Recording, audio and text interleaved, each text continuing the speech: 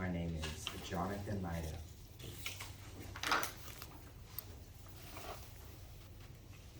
Alright, if everyone's ready. Do you know anything about your uncle? No. Mr. Craven. He's got a crooked back that set him wrong. He was a sour young thing till he met his wife, and he had walked the world over to get her a blade of grass she wanted. When she died. Oh! Did she die? Yes, she died, and now he cares about nobody. He won't see people, and when he's at Misselthwaite, he shuts himself up in the west wing and won't let anyone see him. There's gardens enough, but Mr. Craven won't have you poking about the house. The Secret Garden by Frances Hodgson Burnett. And a specially adapted version by Malvina G. Vogel. When Mary Lennox was sent to Misselthwaite Manor to live with her uncle, everyone said she was the most disagreeable-looking child ever seen. But Mary didn't care how she looked. Why should she? Her parents never did. They were dead now. Dead from the terrible cholera epidemic that had spread throughout India. She was an orphan now, on her way to live with a rich uncle in England. Mary's stay betters lives. What's that? It's the warmness. Do you like it? I hate it. I'll never get used to it. What am I to do here? There's nothing here to satisfy me. You wrap up warm and run out and play you. What is that to do outside? If that goes around that way, they'll come to the gardens. One of the gardens been locked up and no one has been in it for 10 years. Why? Mr. Craven had it shut up when his wife died so sudden. He won't let no one go inside. It was her garden. He locked the door and dug a hole and buried the key. Oh, but I must not speak of that. Anyways, I brought you the skipping rope to keep you occupied. What's it for? For? And this is what it's for. Just watch.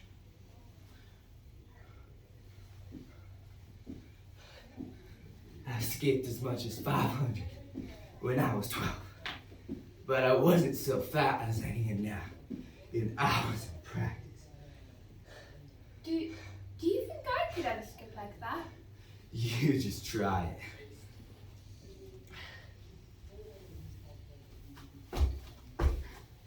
Ah!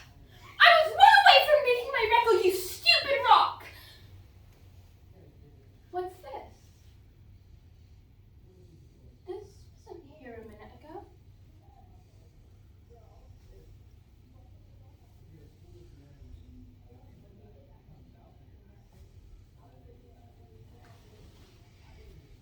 It's the garden!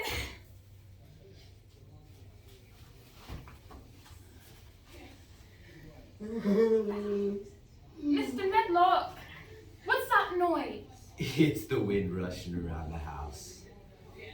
It almost sounds like a child crying. And it's coming from inside the house. Nothing of the sort. Now get to bed. Someone's crying in that room. A young someone.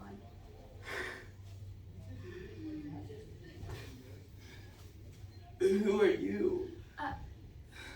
I'm Mary Lennox. Mr. Craven is my uncle. He's my father. I'm Colin Craven. Your father? No one ever told me he had a child. Why didn't they? Because I'm always sick and I'll probably die soon. Or if I'll live, I'll be a hunchback. But I want to hear all about you.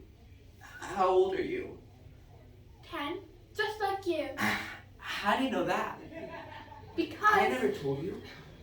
when you were born, the garden door was locked and the key was buried. It's been locked for 10 years. What garden door? Who locked it? Where's the key buried? Did you ever look for it? Did you ask the gardeners about it? Nobody will talk about it. I can make them tell me. Everyone here must obey me. They all know that if I live, this place will belong to me one day.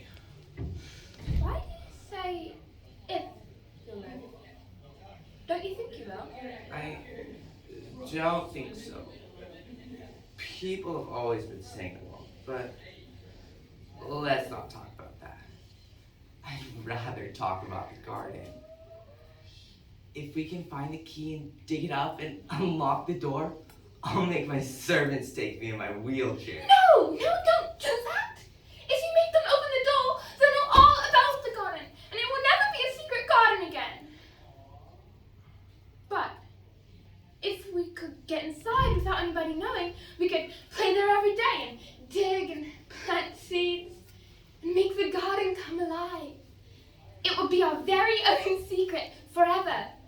I never had a secret before. Except for overhearing the grown-ups say I won't live, but I like this secret better. If you don't make the servants take you there in your wheelchair, I'm certain I can take you. And then it will always be our secret. I like that. The fresh air. All the things growing in our secret garden. I want to see you every day, Mary. Come to me and tell me how your search for the garden is going.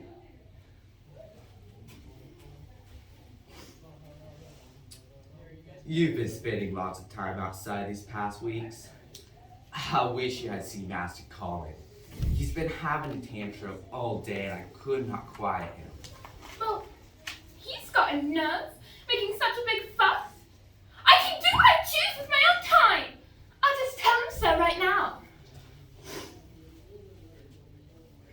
Why didn't you get out of bed today?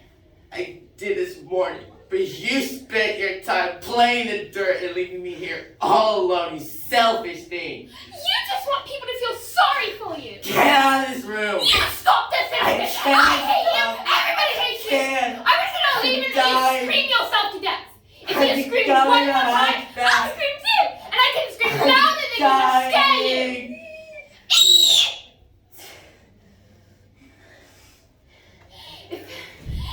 If you say you're dying one more time, I'm going to laugh at you. You'd probably get well if you stopped having tantrums and got lots of fresh air. I'd like to go out with you to the gardens. Did you find the way to the secret garden? Yes.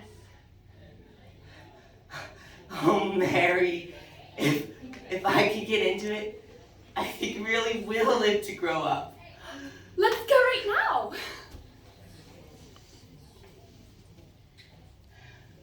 This is it.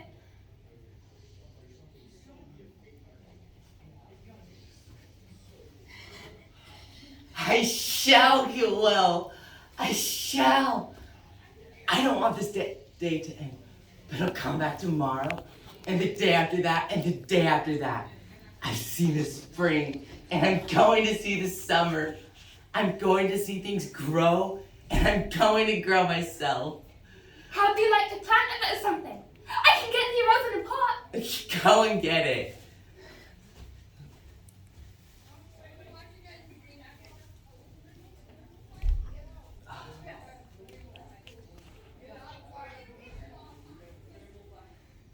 It's planted. And so Colin and Mary grew, in health, strength, and kindness. I will never get tired of this secret garden. You've got no right poking your nose where it doesn't belong. Father? Colin? My crippled son? I'm not a cripple. That hasn't got a crooked back. No. That hasn't got crooked legs. Help me up. Look at me. I think. Am I hearing things? I'm losing my mind. Aren't you glad, Father? Aren't you glad? I'm going to live forever and ever and ever